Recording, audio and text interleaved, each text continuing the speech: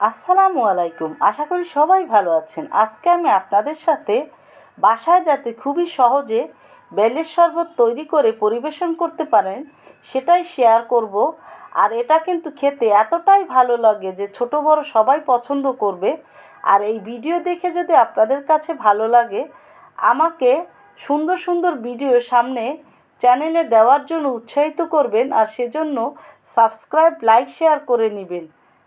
আর এটা নর্মাল ফ্রিজে বোতলে ভরে 7 দিন পর্যন্ত রেখে খাওয়া যায়। এখানে আমি 4টা বেল ধুয়ে নিয়েছি এবং বেলের সাথে বেল এভাবে বাড়ি দিয়ে অথবা ভারী কিছু দিয়ে, লোহা বা যে কোনো জিনিস দিয়ে ফাটিয়ে নিয়ে বেলটা আমি বের করে নিব। আর বেলের ভিতর অবশ্য অনেক সময় নষ্ট বা পচা থাকে, সেটা খেয়াল রেখে তারপরে বেলটা নিয়ে নেবেন। তা নাহলে কিন্তু দুর্গন্ধের কারণে বেলের শরবতটা খেতে পারবেন না। আমি সব বেল ফাটিয়ে নেওয়ার পরে এখন চামচের সাহায্যে এভাবে ভিতরটা উঠিয়ে নিব। আর এই বেলের ভিতরে কিন্তু এক পাশের অংশে একটা মোটা এরকমের থাকে, যেটা কি না উঠানো যায় না, আর এক পাশে অবশ্য থাকে না। এখন আমি সব এই চামচের সাহায্যে উঠিয়ে নিয়েছি। আর এখানে আধা মগ নর্মাল পানির ভিতরে আমি 2 চামচ টেবিল চামচ তোকমা এবং 2 টেবিল চামচ ইসবগুলের ভুসি মিশিয়ে নিয়ে এই পানির ভিতরে 20 মিনিট দিয়ে গুলিয়ে রেখে দিব। আর চিনির ভিতরে দিলে এটা কিন্তু ইসবগুলের ভুসি এবং তোকমা ফুলে না, সেজন্য নর্মাল পানি দিয়ে আগে এভাবে গুলে তারপরে নেবেন। এখন আমি বেলটা উঠিয়ে নেওয়ার পরে এরকমের একটা বড় বাটিতে প্রথমে এভাবে মেখে নিব কষলে, এবং তারপরে আমি নর্মাল পানি প্রয়োজন অনুসারে দিতে থাকবো, দিয়ে ভালো করে মেখে গুলে নিব বেলটা। আর এটা বেলটা অবশ্য রেখে দেওয়ার পরে কিন্তু অনেকটা ঘন হয়, সেটা বুঝে তারপরে নর্মাল পানিটা দিয়ে নেবেন।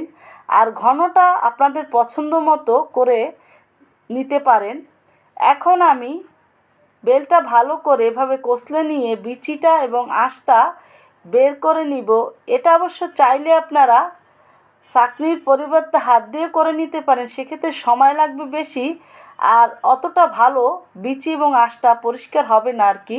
এরকমের ছাঁকনির ভিতরে ঢেলে নিয়ে করলে বেশি ভালো হয়। এখন আমি এটা ভালো করে বেলটা কষলে বের করে নিয়েছি। আরও একটু আমি এই আঁশের ভিতরে বেলের বিচির ভিতরে পানি দিয়ে আরও একটু বেলের মার বের করে নিব আর কি। এখন আমি পুরোটা এভাবে বের করে নেওয়ার পরে একটা জগের ভিতরে ঢেলে নিব। আমার বেলটা বের করে নেওয়া হয়ে গেছে। এখন এখানে আমি 1 কাপ চিনি দিয়েছি। চিনিটা আপনাদের পছন্দ মতো করে নেবেন। এবং ট্যাং আমি ব্যবহার করেছি ডালের চামচের 2 চামচ আর কি। আর ট্যাংটা দিলে এটা বেশি খেতে ভালো লাগে। এখন আগের থেকে গুলে রাখা তোকমাটা এবং ইসবগুলের ভুসিটাও এখন এর ভিতরে দিয়ে, আরও আমি যে পানি দিয়ে গুলে নিয়েছিলাম শেষে বেলটা, সেটাও এর ভিতরে দিয়ে বড় একটা কাঠির সাহায্যে আমি ভালো করে গুলে মিশিয়ে নিব। এবং এভাবে আমি গ্লাসে এবং বোতলে ভরে নিয়েছি। আর যেটা বলেছিলাম, নর্মাল ফ্রিজে ভরে বোতলে আপনারা 7 দিন রেখে খেতে পারবেন। সবাই ভালো থাকবেন। আল্লাহ হাফেজ।